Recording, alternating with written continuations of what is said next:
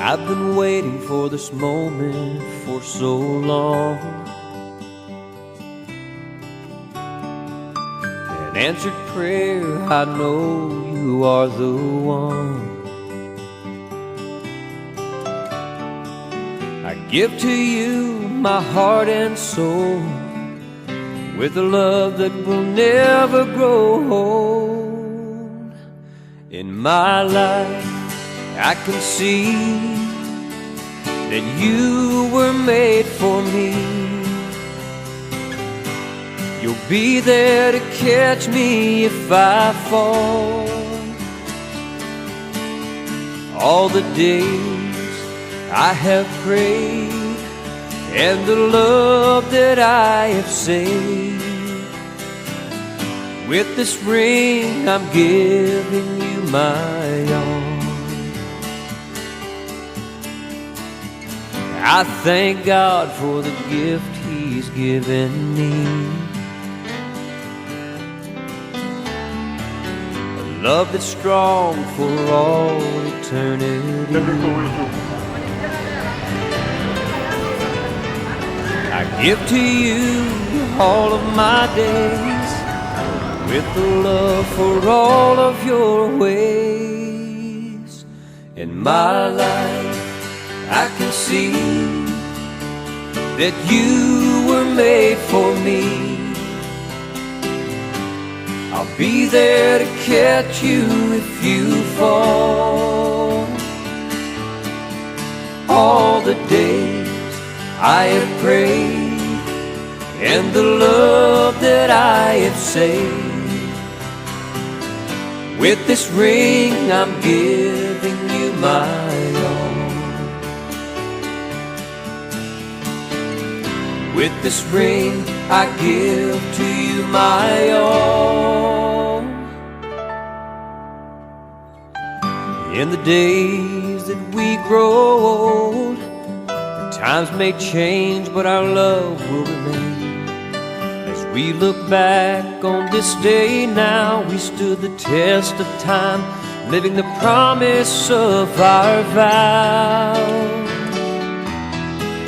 In my life I can see that you were made for me. I'll be there to catch you if you fall. All the days I have prayed, and the love that I have saved, with this ring I'm giving you my all. Je suis très heureuse de célébrer aujourd'hui votre mariage et de vous accueillir dans cette belle salle de Vincennes. Nous sommes pris sur les grandes décisions, puisque c'est la salle qui se tient les enseignements musicaux et bien sûr où se célèbrent les mariages. Je tiens à vous souhaiter la bienvenue à vos parents, vos familles, vos amis, vos témoins qui sont venus pour vous entourer en ce grand jour. Je vais commencer la cérémonie en vous disant les 5 articles du Code civil qui vous concernent plus particulièrement aujourd'hui, qui sont trait aux droits et aux devoirs des époux.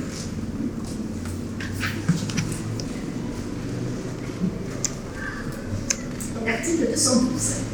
Les époux se doivent mutuellement respect, fidélité, secours, assistance. Article 213. Les époux assurent ensemble la direction morale et matérielle de la famille. Ils pourvoient l'éducation des enfants et préparent leur avenir. Article 214. Si les conventions matrimoniales ne règlent pas la contribution des époux aux charges du mariage, ils y contribuent à proportion de leurs facultés respectives. Article 215. Les époux s'obligent mutuellement à une communauté de vie.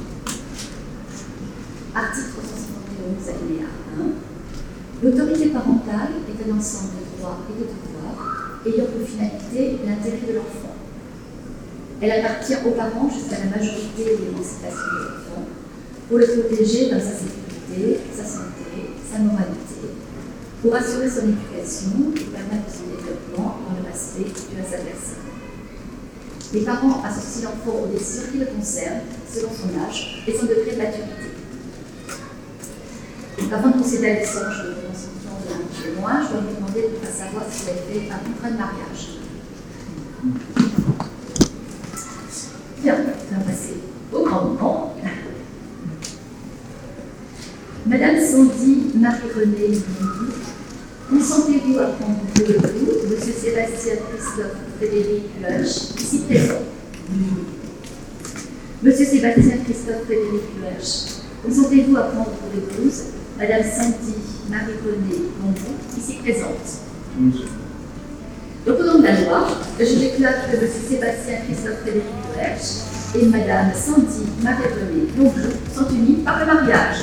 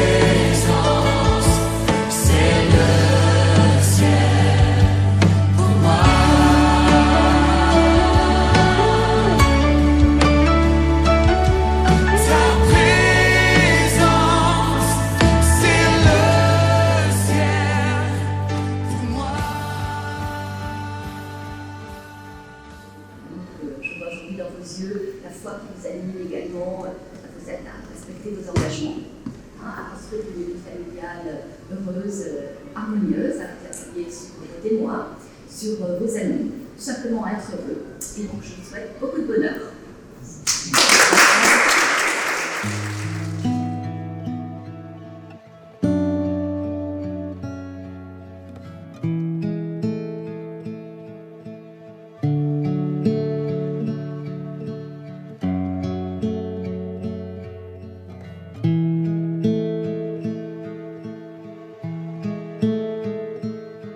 Your love outlasts the deepest pain.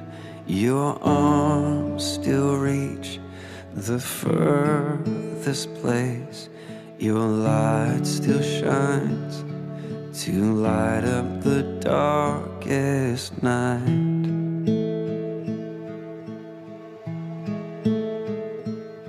The waters rise beyond the shore, though mountains fall, still I am yours.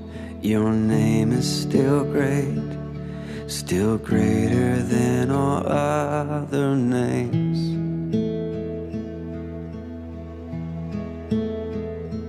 You are more than enough, you are mighty to save. You are all that you've said you will be. You have already won. You laid death in the grave. Through the power of the cross, I am free.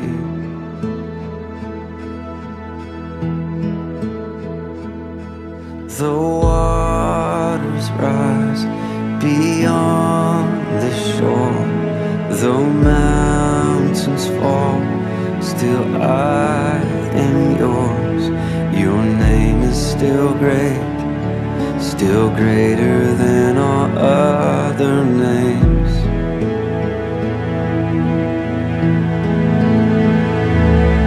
Your name is still great, much greater than all other names.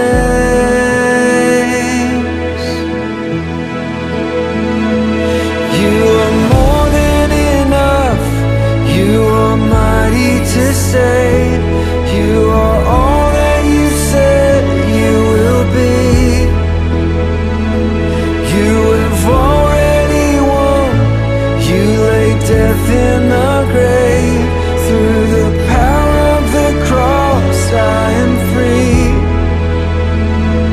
Through the power of the cross I am free. You overcame the darkness.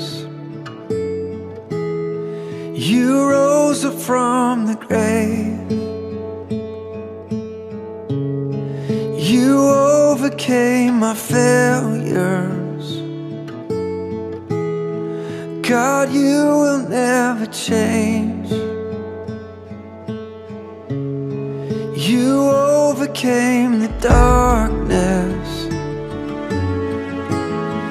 You rose up from the grave.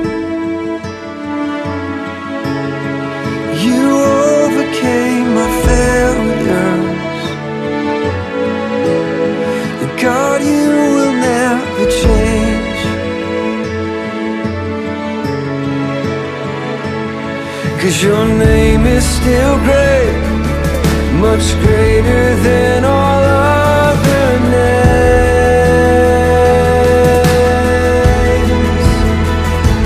You are more than enough, you are mighty to save.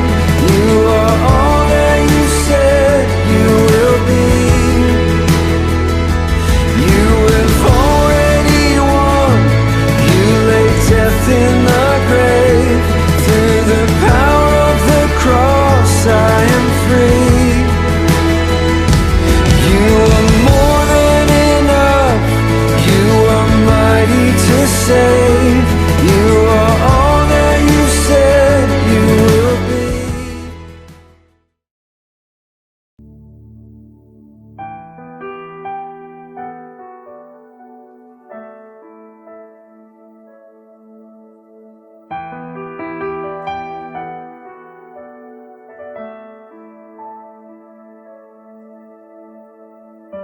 L'immensité de ta grandeur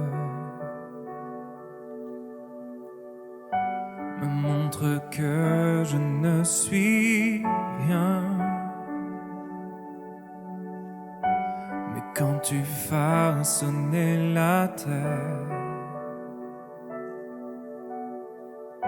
j'étais déjà près de ton cœur.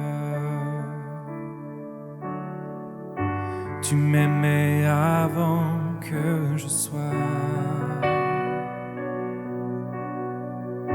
Et pour moi tu as tout donné.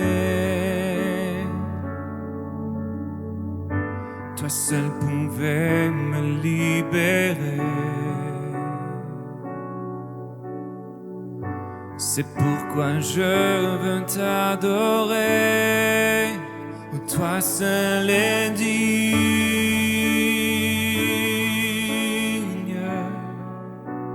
de recevoir louange et gloire pour l'éternité. Toi seul est digne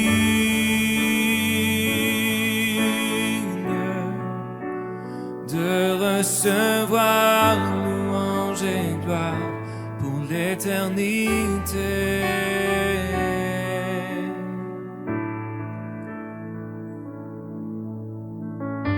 Dans ta présence, je me tiens, car tu as ce dont j'ai besoin. La joie, la vie et le bonheur sont dans tes parvis, mon sauveur. Toi seul es digne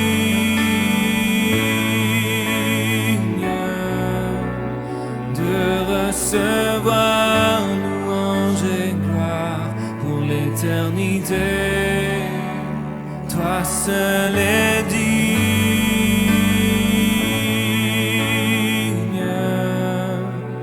de recevoir louange et gloire pour l'éternité.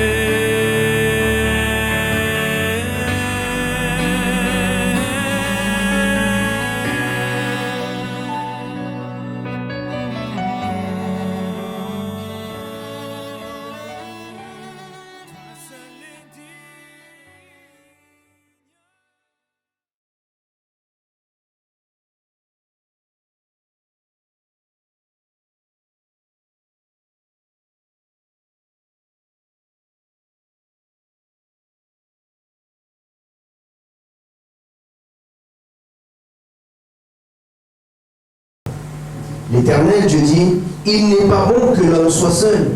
Je lui ferai une aide qui soit son vis-à-vis. L'Éternel Dieu façonna à partir de la terre tous les animaux sauvages et tous les oiseaux du ciel. Puis il les fit venir vers l'homme pour voir comment il les appellerait. Il voulait que tout être vivant porte le nom que l'homme lui donnerait.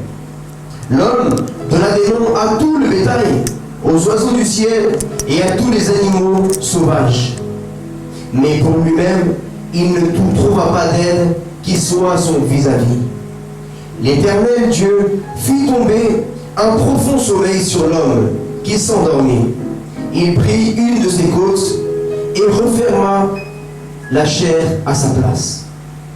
L'Éternel Dieu forma une femme à partir de la côte qu'il avait prise à l'homme, et il l'amena vers l'homme. L'homme dit, voici cette fois celle qui est faite des mêmes os et de la même chair que moi. On l'appellera femme parce qu'elle a été tirée de l'homme. C'est pourquoi l'homme quittera son père et sa mère et s'attachera à sa femme, et ils ne feront qu'un. L'homme et sa femme étaient tous les deux nus et ils n'en avaient pas honte. Amen.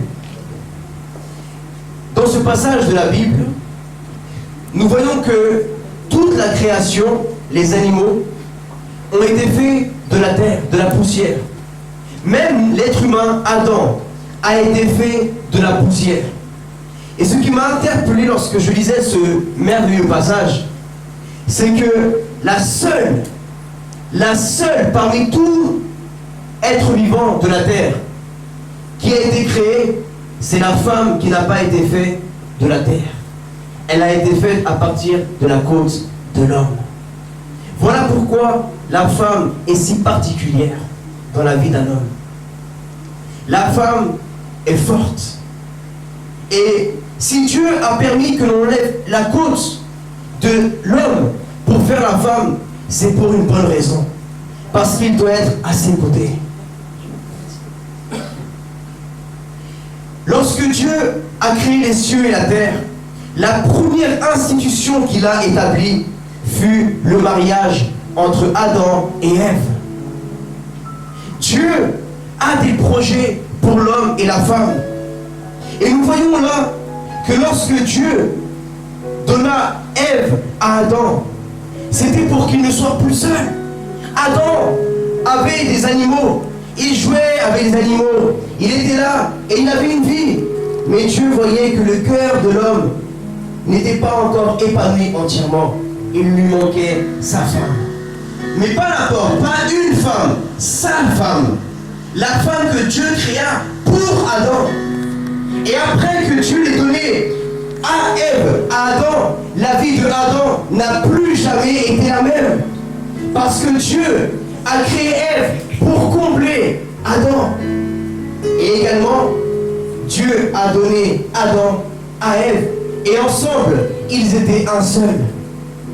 Et nous voyons aujourd'hui comment le mariage, nos foyers sont combattus dans la société actuelle au XXIe siècle. Elle est tellement combattue parce que le diable sait la puissance du mariage. Le diable connaît la puissance de ton mariage, bien-aimé. Il connaît la puissance de l'amour. Il sait que si un homme a sa femme ou une femme a son mari, tous les deux ensemble, ils seront invincibles. Voilà pourquoi le diable veut tant attaquer la famille. Parce que la base de la société, c'est la famille. C'est la famille. Une société, c'est la famille qui l'a fait. Mais pour qu'une société ait de bonnes bases, il faut que nos familles aient également de bonnes bases.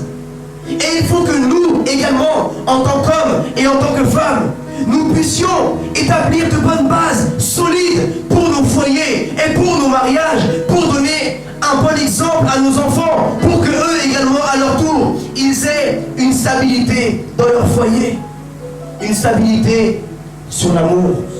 Parce que la Bible, bien aimé, la parole de Dieu, c'est le fondement le plus sûr sur lequel nous pourrons fonder notre vie. Si Dieu est avec toi, qui sera contre toi? Si tu laisses entrer Dieu dans ton mariage, qui sera contre ton mariage? Mais parfois, lorsque nous voyons qu'un foyer tremble, c'est parce qu'un des deux n'a pas entièrement donné la place à Dieu dans le mariage. Et l'ennemi profite d'une petite fissure pour se faufiler dans le foyer. Voilà pourquoi l'homme comme la femme, côte à côte, ensemble, doivent marcher avec Dieu et aller vers la même direction. Mais lorsque une femme ou l'homme commence à aller et avoir une vision contraire de celle de son mari, ou le mari commence à avoir une vision contraire de celle de sa femme, il y a deux visions, il y a division. Voilà pourquoi il est tellement important de se préparer, mes frères et sœurs. Ce que je remarque dans la société, c'est que l'être humain, nous nous préparons pour tout dans la vie. Nous sommes jeunes et nous nous préparons à avoir un diplôme, n'est-ce pas? Dès que nous avons un diplôme, nous nous préparons à avoir un travail, à avoir un entretien d'embauche. On se prépare toujours. Dès qu'on a un travail, on se prépare à faire un prêt immobilier pour acheter un appartement. Et on se prépare financièrement à acheter une voiture. On se prépare à partir en voyage. Et pourquoi ça marche? Parce qu'on se prépare. On prépare même sa retraite, alors qu'on ne sait même pas jusqu'à quand on va vivre. Mais il y a deux choses qu'aujourd'hui l'être humain, croyant ou non croyant, n'est pas en train de se préparer.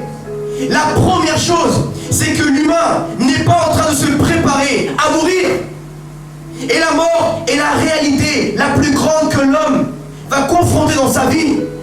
Comme l'a dit mon frère tout à l'heure, c'est le deuxième choix le plus important que Sébastien et Sandy font de leur vie. Parce que le premier choix le plus important, c'est de savoir avec qui tu passeras ton éternité. Avec Dieu ou avec le diable.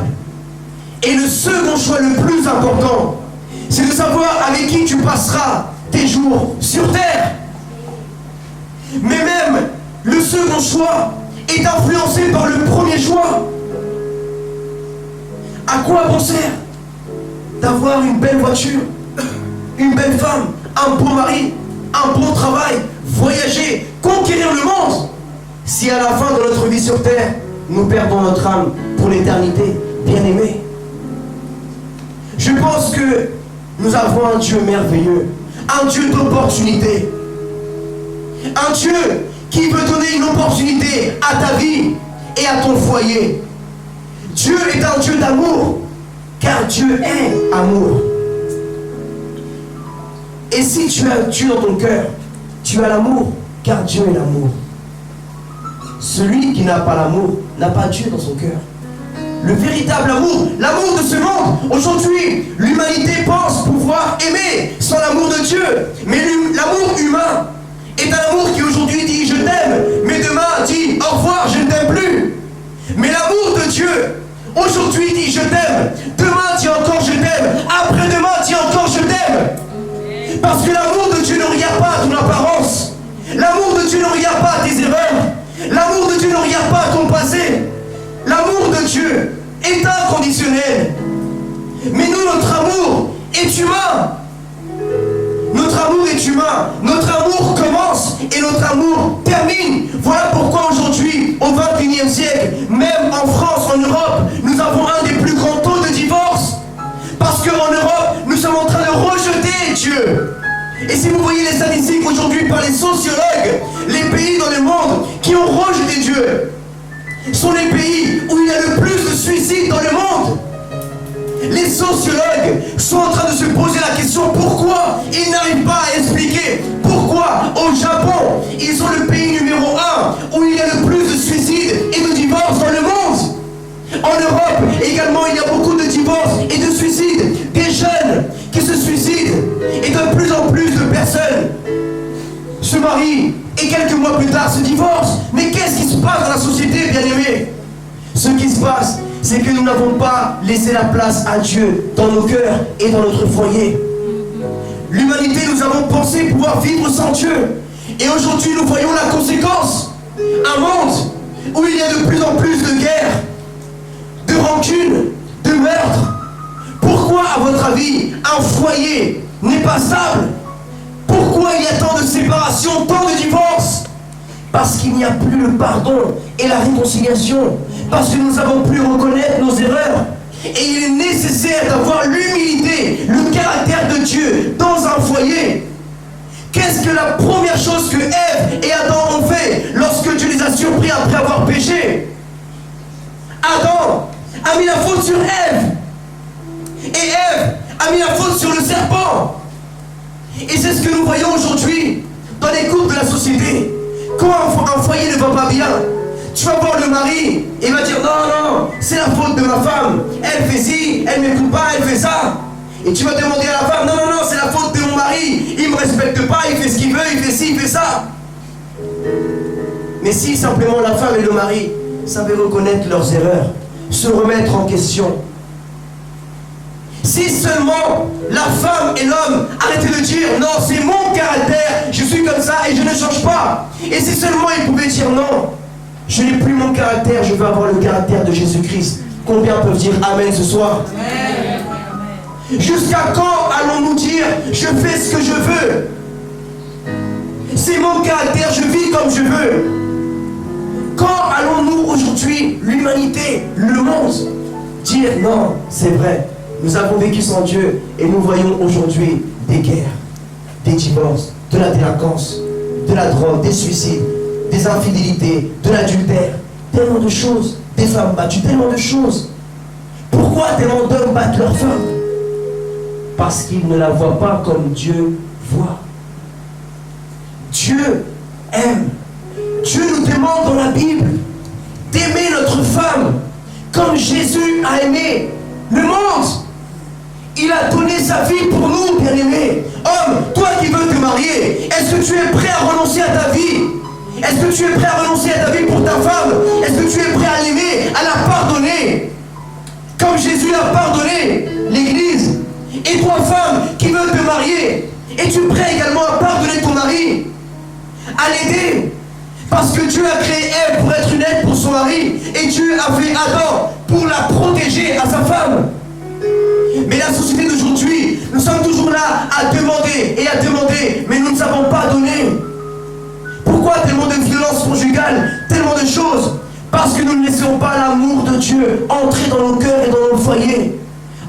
Laisse l'amour de Dieu entrer dans ton vocabulaire. Cessons de mal parler à nos femmes ou aux maris. Cessons d'avoir des paroles de malédiction, mais ayons des paroles de bénédiction. Au lieu de toujours reprocher les erreurs, les défauts.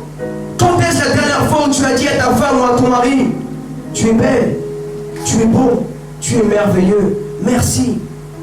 J'aime cette qualité que tu as. Mais nous aujourd'hui, nous avons plus de facilité toujours à mettre le doigt là où il y a le défaut. Au lieu de dire aussi les qualités à notre femme ou au mari. Je vois ici des pays de différentes nationalités. Mais aujourd'hui, les problèmes de la famille ne se résument pas qu'en Occident, en Afrique, en Amérique du Sud, en Amérique, en Asie, au Moyen-Orient. Cette épidémie a envahi la terre.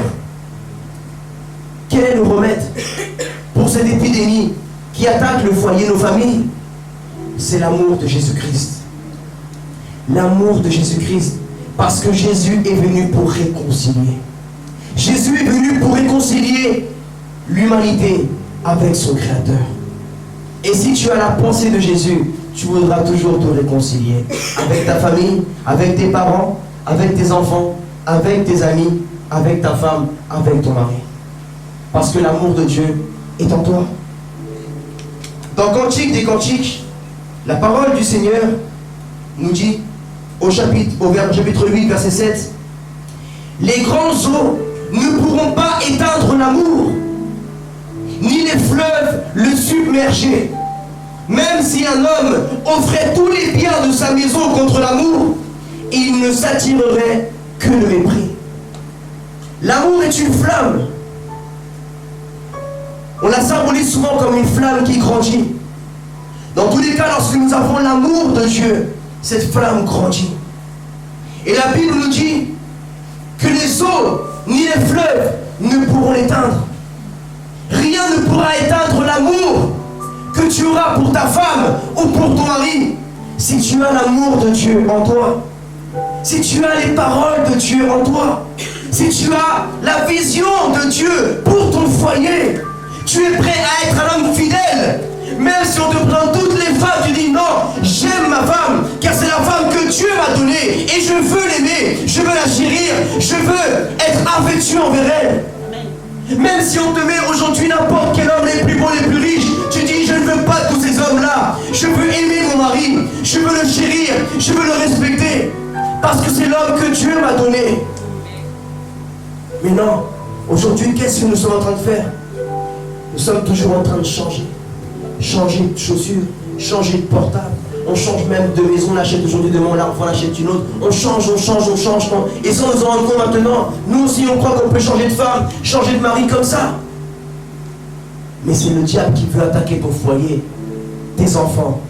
Parce que c'est pas toi peut-être qui va le vivre la conséquence, mais c'est tes enfants qui vont grandir sans la présence d'un papa ou d'une maman dans leur foyer.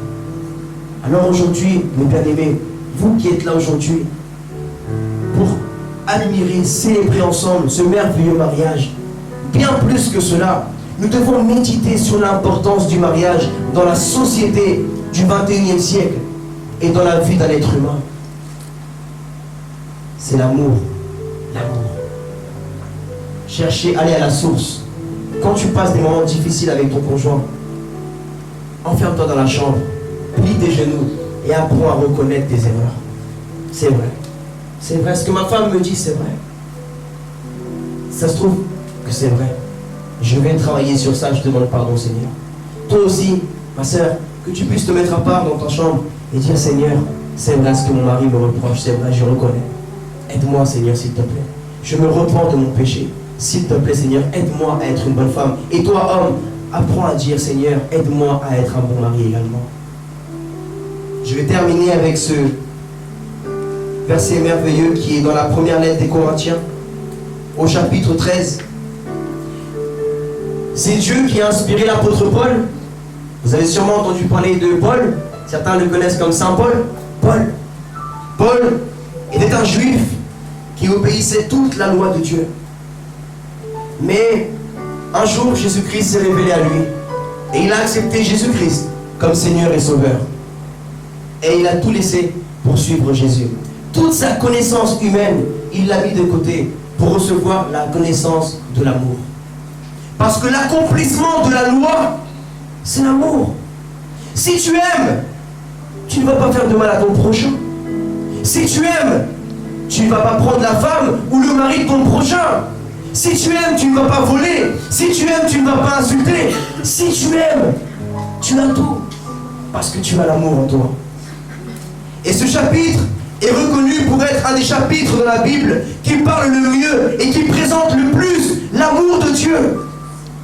1 Corinthiens, chapitre 13, verset 1. Si je parle les langues des hommes et même celles des anges, mais que je n'ai pas l'amour, je suis un cuivre qui résonne ou un cymbale qui retentit. Si j'ai le don prophétique, la compréhension de tous les mystères et toute la connaissance, si j'ai même toute la foi jusqu'à transporter les montagnes, mais que je n'ai pas l'amour, je ne suis rien. Et si je distribue tous mes biens aux pauvres, si même je livre mon corps aux flammes, mais que je n'ai pas l'amour, cela ne me sert à rien. L'amour est patient, il est plein de bonté. L'amour n'est pas envieux, l'amour ne se venge pas, il ne s'enfle pas d'orgueil, il ne fait rien de malhonnête, il ne cherche pas son propre intérêt, il ne s'irrite pas, il ne soupçonne pas le mal, il ne se réjouit pas de l'injustice, mais il se réjouit de la vérité. Très important, il pardonne tout, il croit tout, il espère tout, il supporte tout. L'amour ne meurt jamais. Les prophéties disparaîtront, les langues cesseront, la connaissance disparaîtra. En effet, nous connaissons en partie et nous prophétisons en partie. Mais quand ce qui est parfait sera venu, ce qui est partiel disparaîtra. Donc ces trois choses restent: la foi, l'espérance et l'amour. Mais la plus importante des trois, c'est l'amour. Amen. L'amour, un message qui a été méprisé, négligé aujourd'hui. Mais si vous regardez dans l'histoire humaine, des plus grandes civilisations, commençons par les Sumériens, les Babyloniens, les Perses, les Grecs, les Romains, et même aujourd'hui, tous les pays du monde, les hommes les plus riches ont tout ce qu'ils veulent, mais parfois ils cherchent l'amour. Parce que l'amour ne s'achète pas. Dieu nous l'offre aujourd'hui. Et aujourd'hui, il donne la capacité de pouvoir avoir cet amour épanoui en Jésus-Christ. Alléluia. Donc, je vais nous demander à tous de nous lever, s'il vous plaît.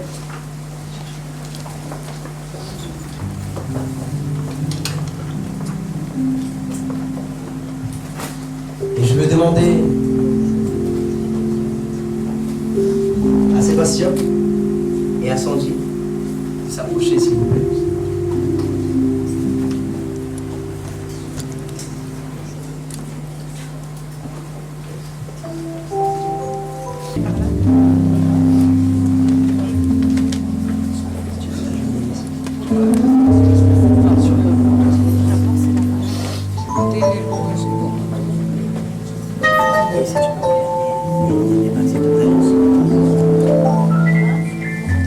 Alors, déjà il s'agenouille devant Dieu et pas devant un homme. Aimer avec le respect et aimer avec la fidélité, la chérir, prendre soin d'elle et faire en sorte qu'elle ne manque de rien. Et par la suite, fonder une famille aussi.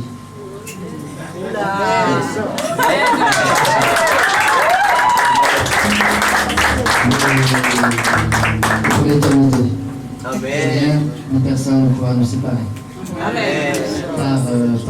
Par Jésus-Christ. Amen. Je viens aussi maintenant faire cet engagement-là devant Dieu, devant Jésus-Christ, notre Père. Et toi, Sandy, tu sais aussi pourquoi tu es venu aujourd'hui?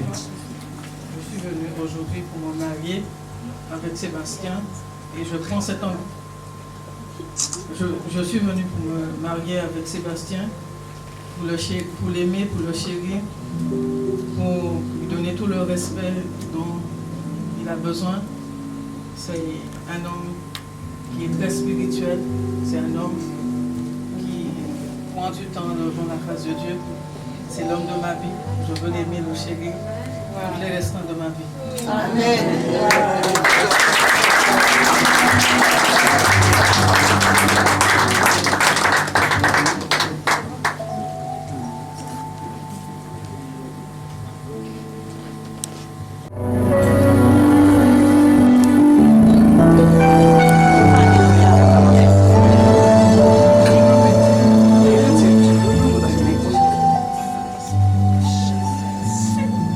Alléluia, Seigneur.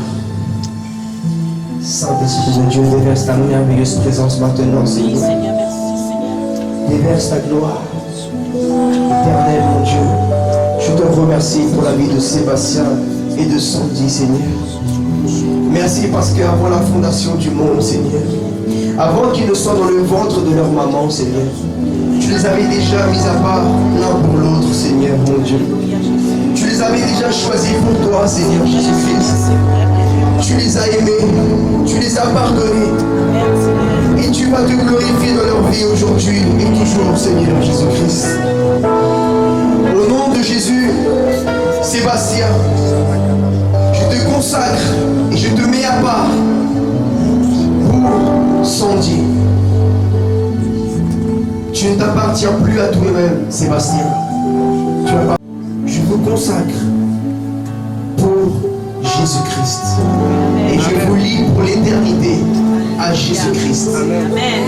Que l'amour, que la faveur et la grâce de Dieu soient tous les jours devant vous et que tout ce que vous allez entreprendre de vos mains prospérera au nom puissant de Jésus-Christ. Amen. Amen.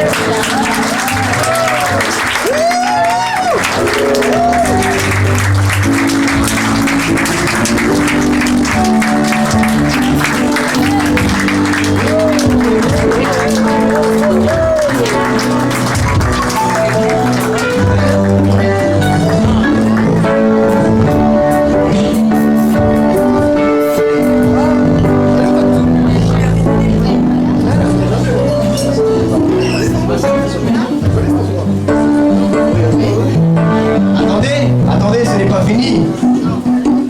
Sébastien a prévu une surprise également. Venez par ici, ça ne fait que commencer.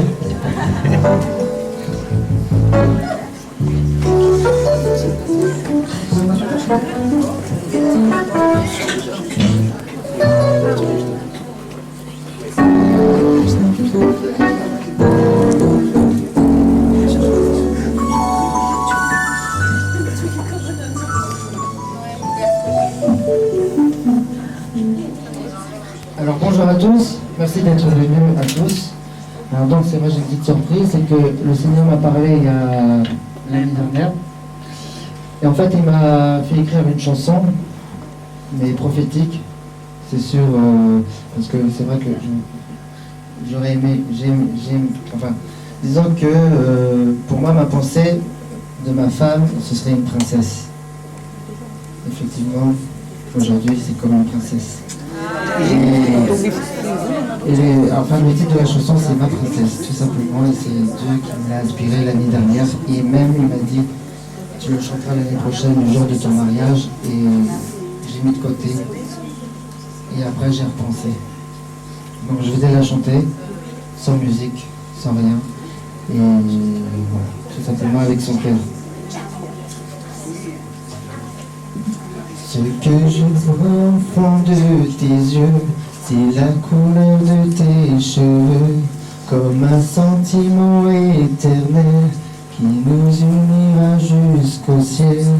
Ce que je lis derrière ton sourire, tout ce que tu n'oses pas me dire, comme un parfum qui m'enivre, qui me donne envie de te suivre.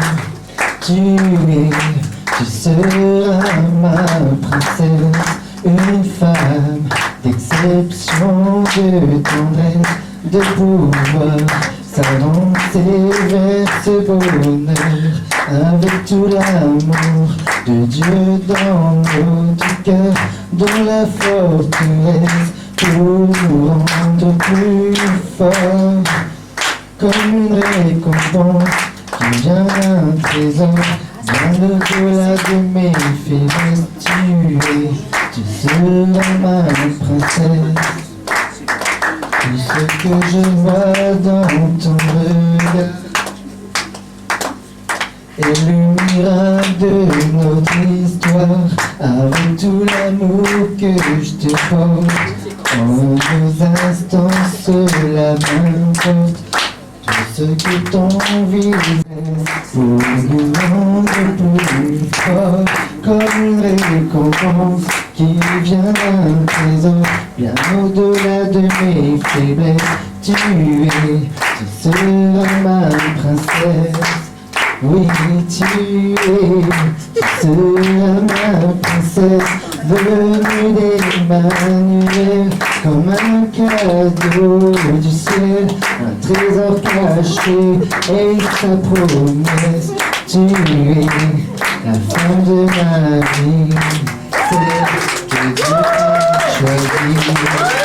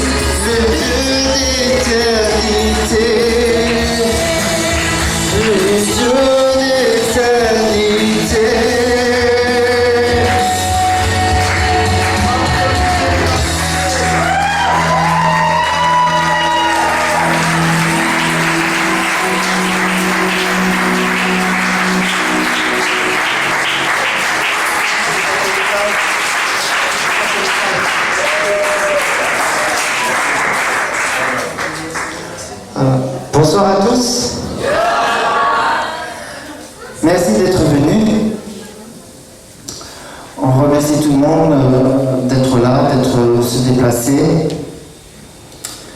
que ce soit depuis la Normandie ou depuis la Guadeloupe. Merci à vous. Merci pour ceux qui nous ont aidés aussi pour toute la coordination de cet événement.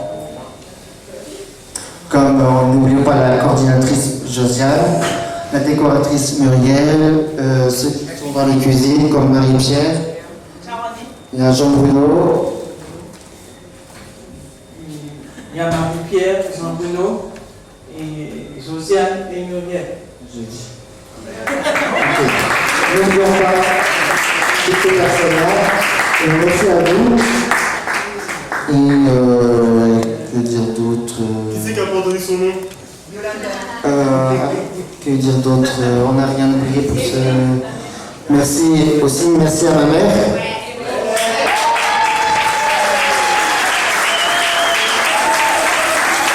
Qui a été aussi à la décoration. On remercie aussi toutes les personnes qui nous ont entourés sur l'équipe H24. On remercie beaucoup la pasteur Tina qui nous a aidés aussi.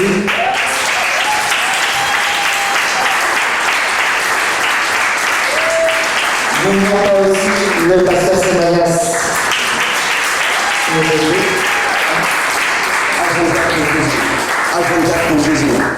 Il part. Oui, donc voilà, donc le pasteur Semayas nous a beaucoup en fait aidé, dans notre démarche aussi spirituelle, aussi dans l'évangélisation, et on le considère comme notre père spirituel. Et on le remercie beaucoup parce que c'est vraiment quelqu'un avec un cœur simple, humble. Et voilà, peu importe ce qu'on pense des gens, faut pas regarder à l'apparence, mais au cœur, tout simplement. Alors merci à lui. Et puis à toutes les personnes qui sont venues de loin ou de près. Voilà, merci aussi à la maman du pasteur Tilam, pasteur Perle et son mari, qui sont dans l'église CNPS, qui nous ont prêté la salle pour la cérémonie. Alors merci à vous tous. Merci à mon frère Sylvain pour le chauffeur.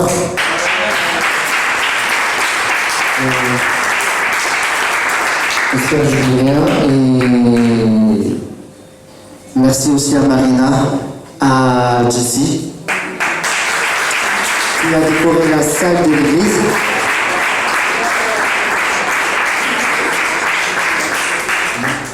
Marina parce qu'elle a chanté aussi. Et il n'est pas là aussi, mais il a chanté aussi à l'église, Leslie Jean-Denis, que je remercie.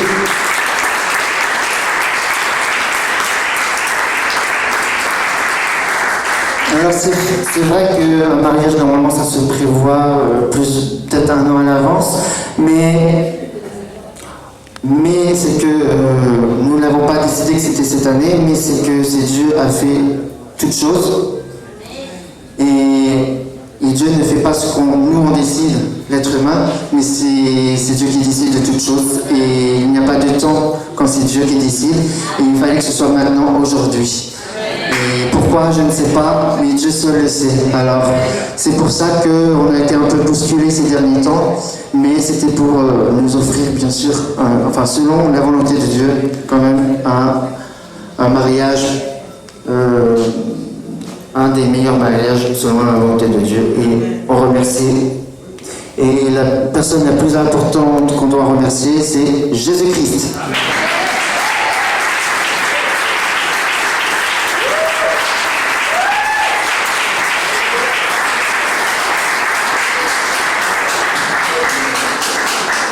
Je vais laisser peut-être un mot à la mariée.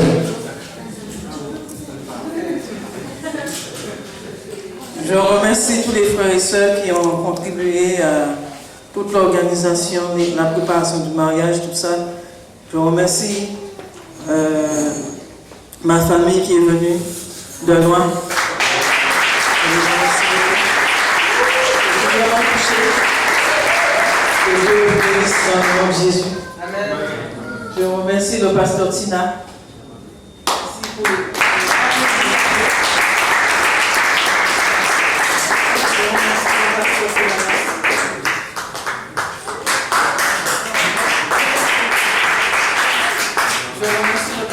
Semayas.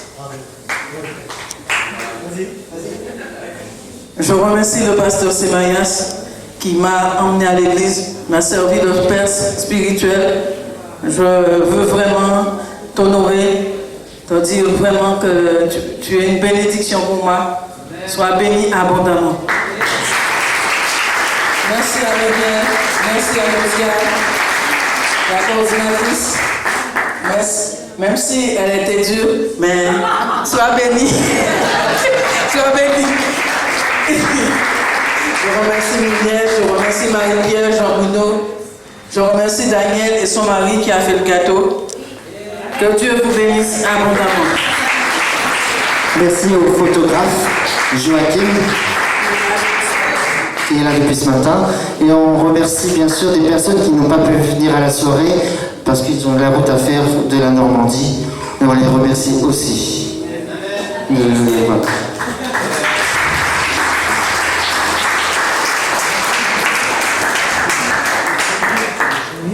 Non, c'est pas grave, si on ne remercie pas, on remerciera peut-être à la fin. Et ah oui, n'oublions pas le DJ Steve. Merci beaucoup. Ça, c'est parce que maintenant, on voit à la fin de la soirée.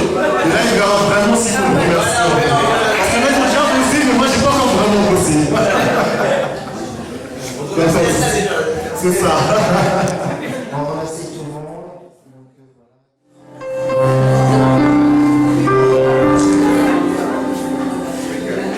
Si je pars